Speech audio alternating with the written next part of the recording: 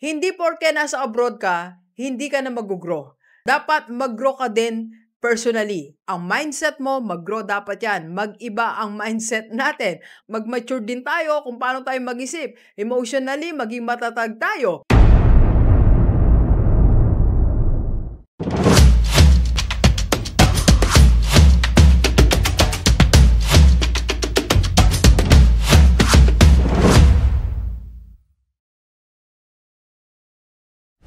Alright, usapang OFW naman tayo. Isang payo ni Rockstar sa lahat ng OFW, dapat meron ka ring isang libangan. Bakit kailangan natin may libangan, Doc? Unang-una, para sa mental health natin. Iwas depression, iwas anxiety, iwas lungkot. Tandaan natin, kaya ka nag-abroad, merong napakahalagang mission kang gagawin dyan.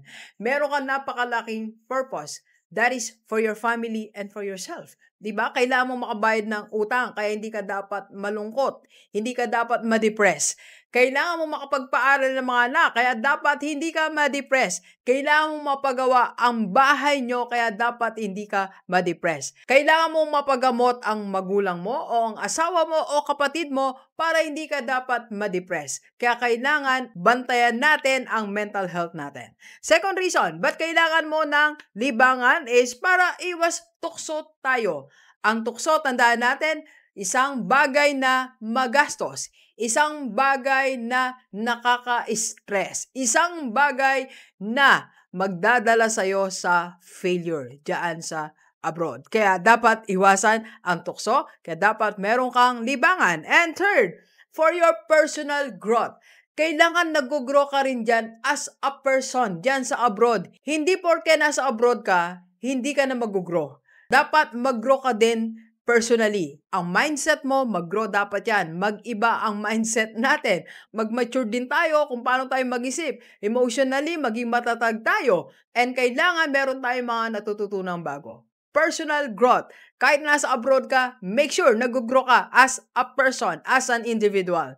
And fourth, para makamit tayo ng iba't ibang tao. Alam mo, minsan ang magbibigay sa iyo ng bagong opportunity, bagong tao. Kaya kailangan meron tayong nakakakwentuhan na bagong tao para support system mo na rin. Alright? So ano bang libangan na pwede nating gawin dyan sa abroad? Madami po. Isa-isayin natin may example natin. Dapat may engage ka sa isang physical exercise or physical activity. Baka may mga nag-gym dyan, baka may tumatakbo-takbo, baka mayroong isang exercise, zumba o isang gawain na nakakapagpasaya na sa'yo, nalilibang ka na, gumaganda pa ang katawan mo. Iwas sakit, iwas bisyo. Okay? So, pwede rin na magbasa tayo. Kung mahilig ka talaga magbasa, magbasa ka ng magbasa sa bakanting oras mo, libangin mo yung sarili mo, isang oras, may natututunan ka, isulat natin. Alam mo, meron po ako na-coach na isang OFW, talagang nagbabasa siya. Lahat ng mga natututunan niya, sinusulat niya sa board. At yung mga dapat niyang i-apply agad, tinatawagin niya yung family niya, ina-apply nila ang mga natututunan niya.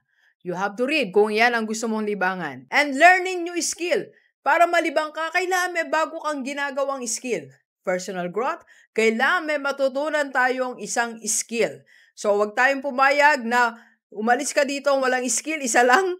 So, kailangan madagdagan po yan. Or you can join a group or community. Maraming group dyan sa abroad, maraming community. Pili tayo ng tamang community. Yung community pipiliin natin para tayo mag-grow, hindi para mapahamak. Join a good community. Alam niyo, sa amin po, sa IMG Rockstar, madami po kaming member na naka-join sa IMG. May mga group po kami sa iba't ibang bahagi ng mundo na nakakatulong para sa ibang tao. So, for example, sa Hong Kong namin, nandyan po, mapakita yung mga pictures namin. So, nandyan si Ma'am Rhea, si Ma'am Mary Joy, si Ma'am Evelyn. Madami akong members po ng IMG Rockstar sa Hong Kong na kung saan, pag Sunday, nagfe-fellowship po sila. Nagsishare ng mga goals nila, mga dreams nila, nagiging masaya sila, nagpipiknik sila, marami silang natututunan as a group. Hindi lang po sa Hong Kong, sa iba't ibang bahagi din po ng mundo. Okay? And number 3 po, of course, you have to expand. Expand natin, palaguin natin, and then maging source of income mo, hindi lang dyan sa abroad, kundi dito sa Pilipinas. Nung isang araw lang po, meron akong kakwentuhan na meron siyang kaibigan sa abroad. So, meron source of income, mga other source of income niya po, nagluluto siya ng lutong ulam, merienda, at binebenta sa mga kasama niya doon, sa mga Pilipino din. Okay? So, pwede nating gawin na source of income yan. O, pag-uwi mo sa Pilipinas, meron ka ng ready na business. Okay? So, sa ating po lahat, G-Livers, kailangan naglilibang tayo, lahat ng mga OFW. Ngayon, kung wala kang mapuntahan na group or community, PM mo lang ako. Welcome ka po sa IMG Rockstar Community. Tatawagan kita, magkukwentuhan tayo, then ipapakilala kita sa community ko diyan kung nasaan ka mang bahagi ng mundo. Okay, maraming salamat. Let's go, let's go. Kape po tayo, kape po.